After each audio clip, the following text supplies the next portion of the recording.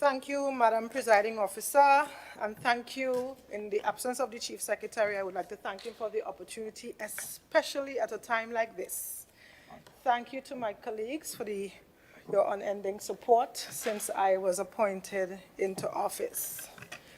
Presiding Officer, also allow me, with an exception to Section 42.7 of the Standing Orders, so I can read and also So granted. from my heart. Today we gather for a significant moment in the legislative history of our nation to discuss, debate, argue the fact that an amended motion has been placed before us on two bills that carry profound implications for our governance, our constitution, and the future of our twin island republic, and more importantly, significantly for Tobago. The draft Constitutional Amendment Tobago Self-Government Bill and the draft Tobago Island Government Bill. These bills are not mere pieces of legislation, but they represent the culmination of dialogue, consultation, and reflection on how best to equalize this arrangement, and also for the unique aspirations of the people of Tobago while strengthening the unity and resilience of our nation as a whole. In essence, these bills should seek to strike a balance between self-determination and national cohesion. The Constitutional Amendment Tobago Self-Government Bill should address critical reforms that are necessary to modernize and enhance the constitutional framework. It should be built upon the foundation of our democratic principles while incorporating changes that reflect the evolving needs of our society, especially here in Tobago. This bill should intend to fortify the integrity of our governance structures and ensure that there is more responsive, inclusive, and be capable of meeting the needs and challenges, not only for now, but beyond our years. Madam Presiding Officer, we have a Tobago Island Government Bill, which should speak directly to the issue of self-determination for the people of Tobago. For far too long, Tobago has sought greater autonomy to manage its internal affairs, to develop its unique culture and economy, and to determine its future within the context of a sovereign state. A bill such as this should seek to grant Tobago enhanced powers and responsibilities, providing the island with a more robust legislative and executive framework to chart our own course. At the same time, it should ensure that Tobago remains an integral part of the Twin Island Republic, connected by shared history, shared values, and national interest. Madam Presiding Officer, this is a rare opportunity to shape the course of the island's future. The exchanges I heard today, the discussions, the arguments, and the choices we make here today will define the future between Tobago and Trinidad, and it will serve as a testament of our commitment to equality, fairness, and mutual respect. Though the time that I have here may not permit me to go through every single flaw of these bills, my deliberations will reflect on the gravity of certain aspects, because we are not simply here to pass laws trying to gain any political mileage in an election season, but we are shaping the legacy of our island for us and for generations to come. Let me go straight into the meat of the matter, Madam Presiding Officer, that we have a deceptive person on the opposite side that have attempted to have this honorable house set aside the express will and associated Councillor Petal and decades. Roberts, I would advise you, I would caution you to choose your words wisely when addressing members of this house. Please continue. Madam Presiding Officer, I'm sure that we all know who it is, the Assembly. I will address him as the Assemblyman for Darrow Spring Wim, which has the same. The word in question here is deceptive. That's actually imputing improper motives against a member. Okay, So I would ask you to retract And I will continue. retract. I have retracted my statement. Set aside the express will and associated decades of struggle and suffering of Tobagonians for a right to self-determination by accepting and unconditionally supporting the passage of two deficient bills before Parliament. And it is an impressive dishonor to the very Tobagonians who have sent him here. Madam Presiding Officer, we who are genuinely here to promote and protect the will and aspiration of every single Tobagonian cannot and we will not support these bills before the Parliament, and this is what I want to say, in its current constitutional and legislative constructs. We want self-determination, we want any passage of legislation, but these two bills are insufficient. They don't meet the standards that Tobago has asked us. Madam Presiding Officer, as I said before, they do not meet the minimal constitutional and legislative thresholds of self-determination that we are expressly demanding. Permit me here to state that we on this side are of the strongest position that Tobago Island Government Bill, which seeks to establish the form, structure, and functions of our government, should not be passed by the Parliament, but rather right here in the Tobago Legislature as the first order of business. Madam Presiding Officer, our position is nested in one of fundamental principles of self-determination, and that is the right for the people to engineer and design a form of government of our own choice, and not one-handed to us by the minority leader and his colleagues in Trinidad who are attempting to put this bill before the Parliament. That said, Madam Presiding Officer, as Secretary of Finance, Trade and the Economy, and as I tell you as a Tobagonian, I want to seize this opportunity to share with this House and the listening right holders of self-determination in Tobago here of the deficiencies of the fiscal and financial positions of the Constitution Amendment Tobago Self-Government Bill that is before Parliament. Madam Presiding Officer, the bill before Parliament is conspicuously lacking in its provisions that address the constitutional promotion and protection of the fiscal and financial rights of the entitlements of the people of Tobago. Madam Presiding Officer, for example, Bill number 1 of 2013, Clause 10 of the amended 113 of the section of the Constitution, thereby making a provision for the amount appropriated for the purposes of the Assembly for any fiscal year, a minimum of 6.9, that's the previous bill that we had, in the range of 6.9 to 8% of the total sum appropriated by Parliament in the financial year, provided that the requisite connotational protection. And I wish to let the minority leader understand that 6.9 is more than 6.8 because in his contribution, he couldn't determine if 6.9 was more or less than 6.8. Madam Presiding Officer, the bill currently before the Parliament has no such provision and therefore does not offer the constitutional protection and guarantees necessary to safeguard the fiscal and financial integrity of the Tobago Island government.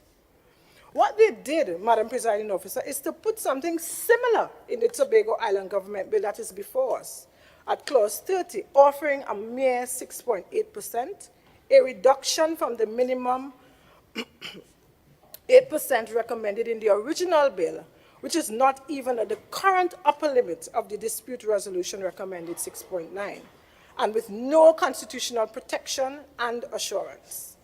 Madam Presiding Officer, the danger here is that central government, with a simple majority, can amend this anytime and other provisions of the Tobago Island government legislation if it becomes law in its current construct. What is even more deceiving is that the fiscal 2025 budgetary process that the THA requested, a share of only 5.8%, which is 1 percentage point less than the 6.8 that they are now proposing, but they have comprehensively rejected by the minority leaders, colleagues in Trinidad, the sponsors of this bill that is before Parliament. Madam Presiding Officer, I stood and I heard the councillor, the minority councillor, calculating what we have lost. What we have lost is the PNM on December 6th. What we have been losing since then is allocations that we have requested from central government from 2021, 2022, 2023, 2024, and for fiscal 25. Those are the losses that we have made.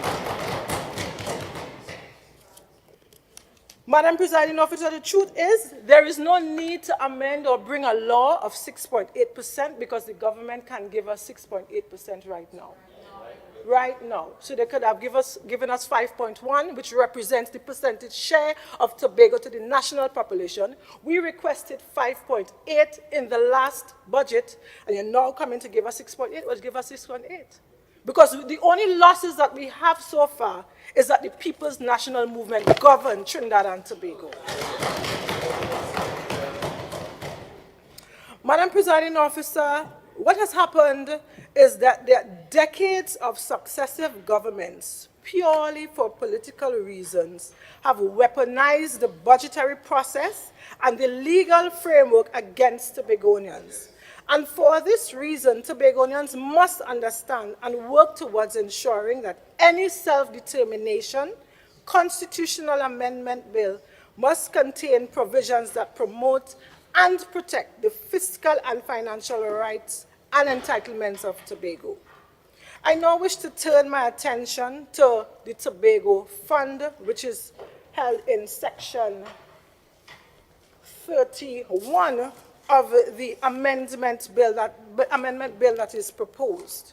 What I heard the minority councillor doing is saying what it was not in the 1996 Act and what is now currently. But what I want to do, I want to compare the copy-paste that was done and the problems that we have with the copy-paste of the legislation. Section 31 says, and I really want to highlight section 31(2).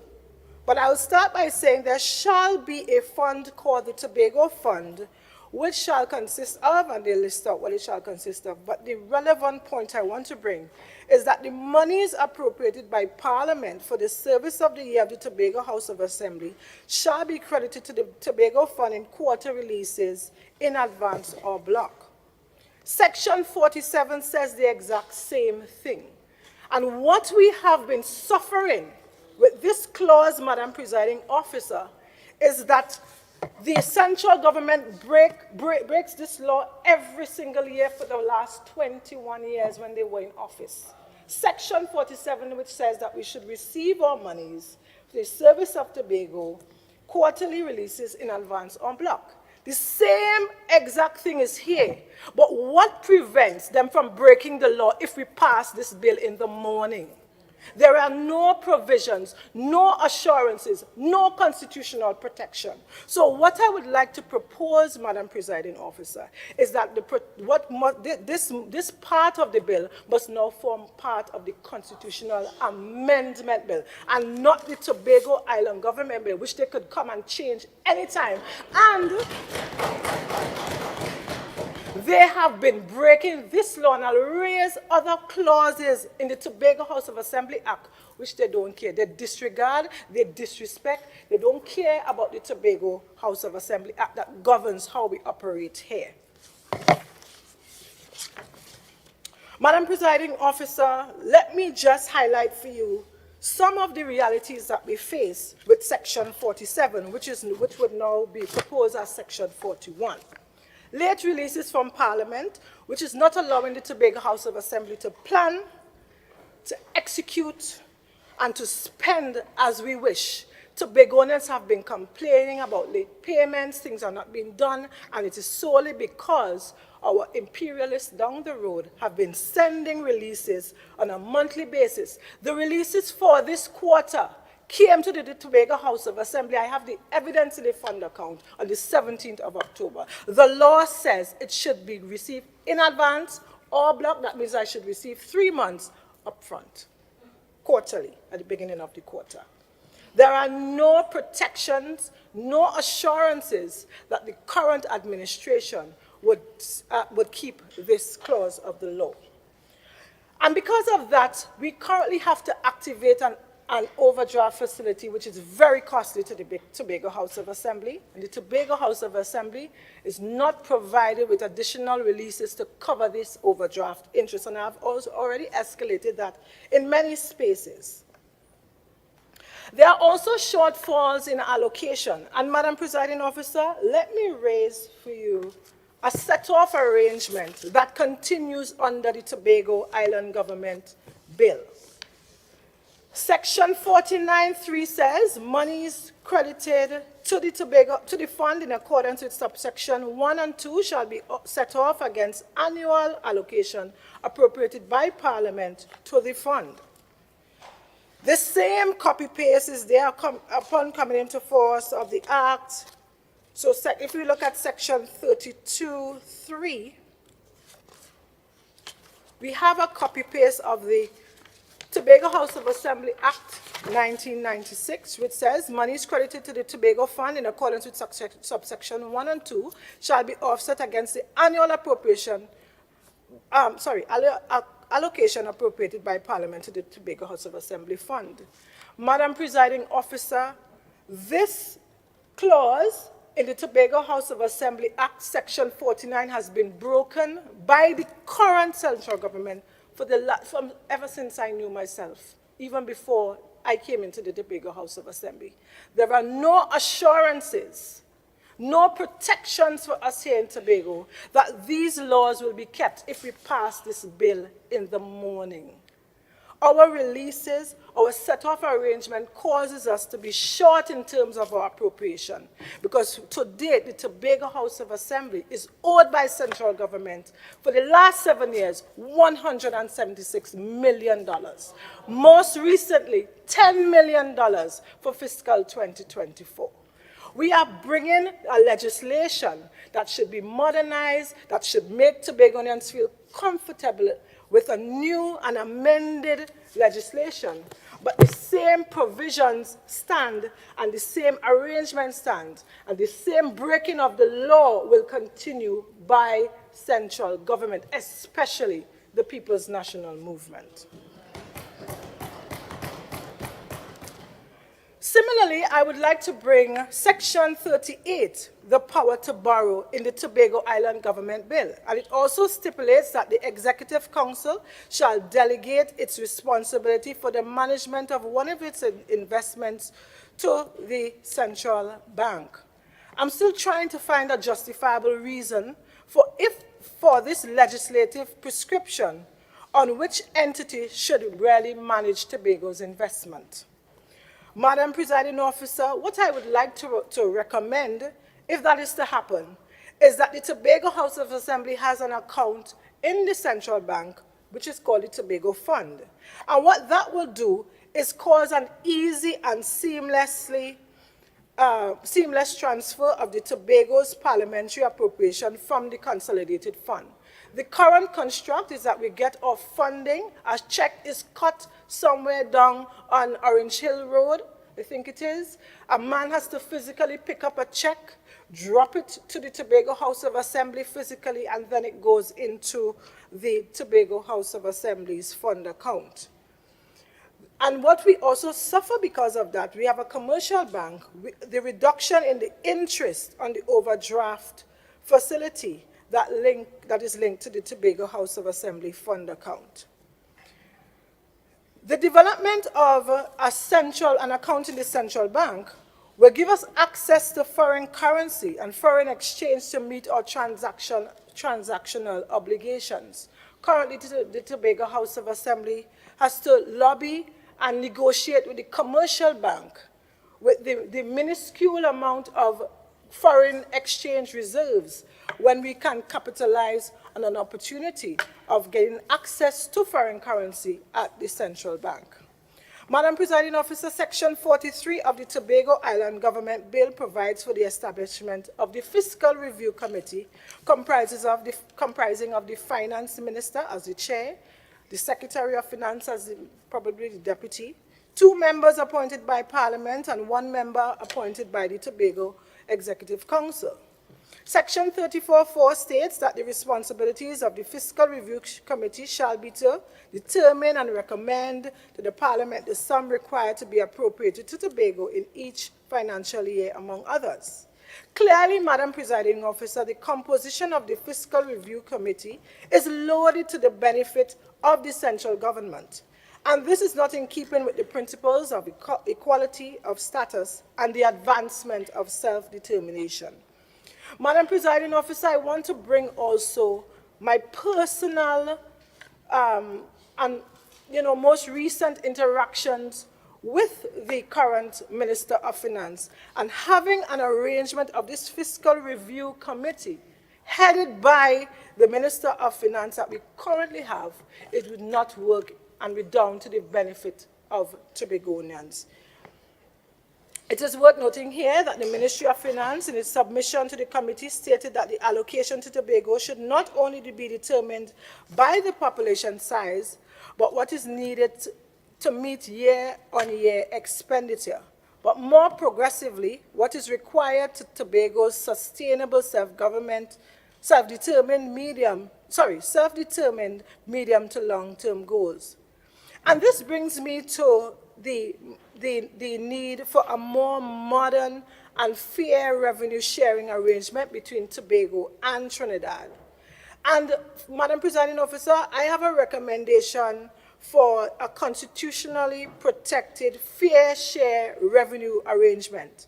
And in this regard, we are inclined to an agreement with the Cabinet in Trinidad similar to the equalization payment model which is currently existing in the Canadian federal government and the Atlantic Provisional Governments of Canada. Madam Presiding Officer, we have paid particular attention to the energy accord between the federal government of Canada and the Atlantic province of Nova Scotia, called the Canada-Nova Scotia Offshore Petroleum Resources Accord.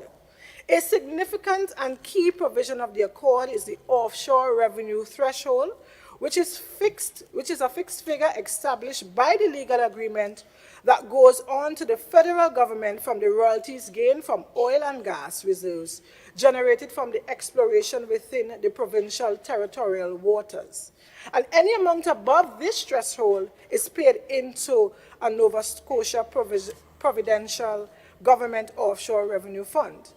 Madam Presiding Officer, within this framework of an offshore petroleum accord between Tobago and Trinidad, any revenues above a legally determined threshold will be deposited into a Tobago Offshore Revenue Fund. And I remember my colleague, Assemblyman James, speaking to an energy committee, which would,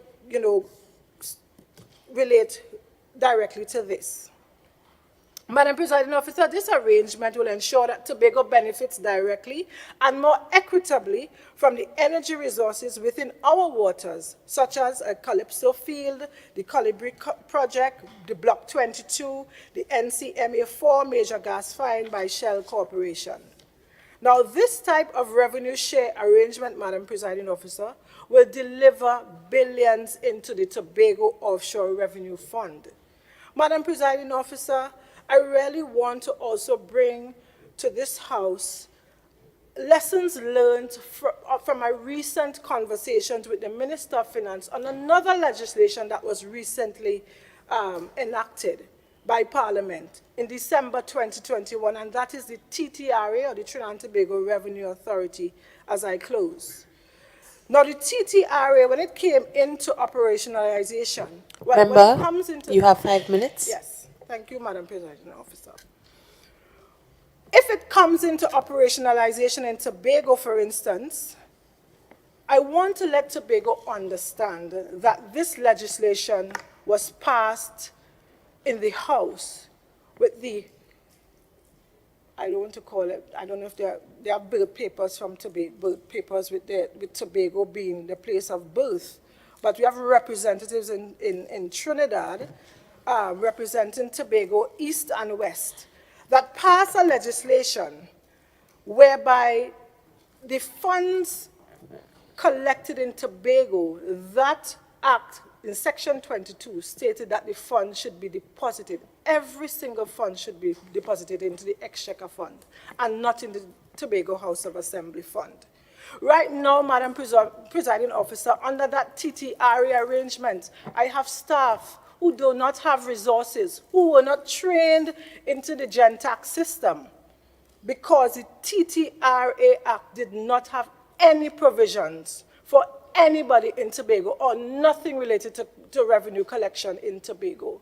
As a matter of fact, I did hear the minority councillor speak to revenues being collected in Trinidad that are really Tobago-based revenues. The Fiscal Review Commission will deal with that. But, Madam Presiding Officer, I have raised that with the minister and nothing was done.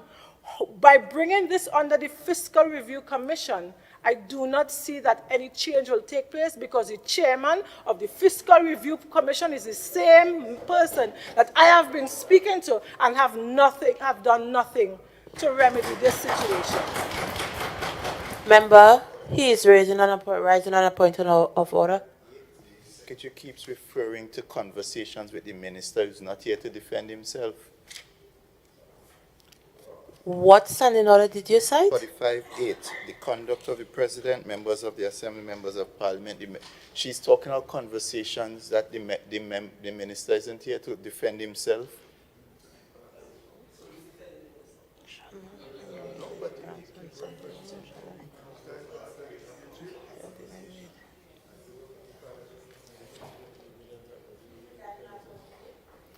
Continue. Thank you, Madam Presiding Officer. So the TTRA provides no role, function, authority for the Tobago Island government over the TTRA in Tobago. And notwithstanding that revenue collection is the first item on the fifth schedule of the Tobago House of Assembly Act of 1996. By Section 26, the TTRA gives the authority to deposit all revenues collected in Tobago to the Exchequer Fund and not to the THA Fund. Operationally, as I did indicate, Madam Presiding Officer, that revenue staff are not trained and they don't have any resources, which leads me to the point that any act that is passed without consideration, consultations, and representations from the people of Tobago is flawed, is fatally flawed, and should be totally rejected by us here in Tobago. In closing, I want to advise and recommend that we as Tobagonians take the required and the necessary time to ensure that Tobago's self-determination, the constitutional amendment bill that promotes and protects our right to self-determination, is one that we pass. And not only when the collective is satisfied and comfortable that our fundamental rights and entitlements are guaranteed, they are protected, they are promoted, subject to changes in the legislation. And Madam Presiding Officer, at that point, that is when we would say, yes, I thank you.